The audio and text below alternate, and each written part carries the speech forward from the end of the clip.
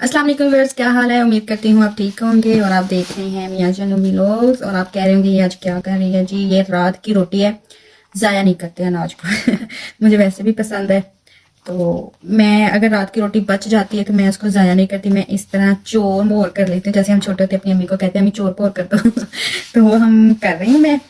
और मुझे करना नहीं आता, अम्मी लोग जैसे करते होते ऐसे ऐसे करते थे, ऐसे ऐसे ऐसे। तो मैं इसको ऐसे करने के बाद दही लेके आई हूँ। दही में इसको डिप करूँगी और इसमें थोड़ी सी शुगर ऐड करूँगी। विदाउट शुगर भी मैंने खाई है, वो मुझे नहीं अच्छी लगती, मुझे मीठा बहुत पसंद है। तो ये मेरे तगड़े होने का इलाज है तो मैं इसको अच्छी तरह से कर, मुझसे बस इतनी होती है। अम्मी लोग बहुत बरीक बरीक कर लेते हैं, फिर मुझे गुस्सा आता, फिर मैं ऐसे ऐसे ऐसे करने लग जाती हूँ।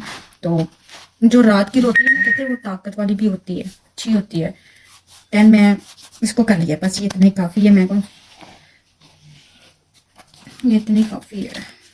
ये परिंदों को डाल देंगे थोड़ी सी।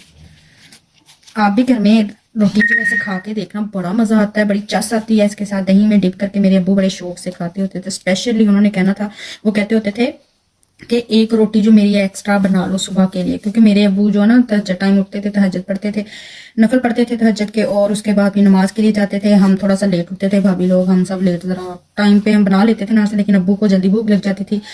तो वो फिर वो पहले रोटी बनवा लेते थे, जब नमाज पढ़ के आ रहे होते थे तो दही लेके आते होते थे। तो अब्बू ने अपने हाथों से ऐसे ऐसे करके खानी, तो बाज़ औक़ात हमें भी देनी। सारे बच्चों को पास बिठा लेना, उनके एक चम्मच अपने मुंह में एक चम्मच उनके मुंह में डालना। तो ये है, मुझे भी अच्छा लगता होता था, मैं भी खाती थी। मेरी जो सास होती थी, इस ये मकई की रोटी का भी बड़ा मज़ा आता है।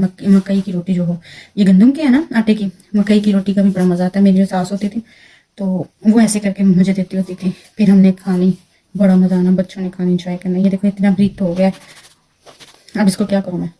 अब ये इतनी काफ़ी है दही तो मैं, हाँ अब मैं इसको साइड पे करके, अब मैं दही में ये रोटी डाल दूँगी सारी। रोटी डालने के बाद इसमें हम थोड़ी सी चीनी ऐड करेंगे।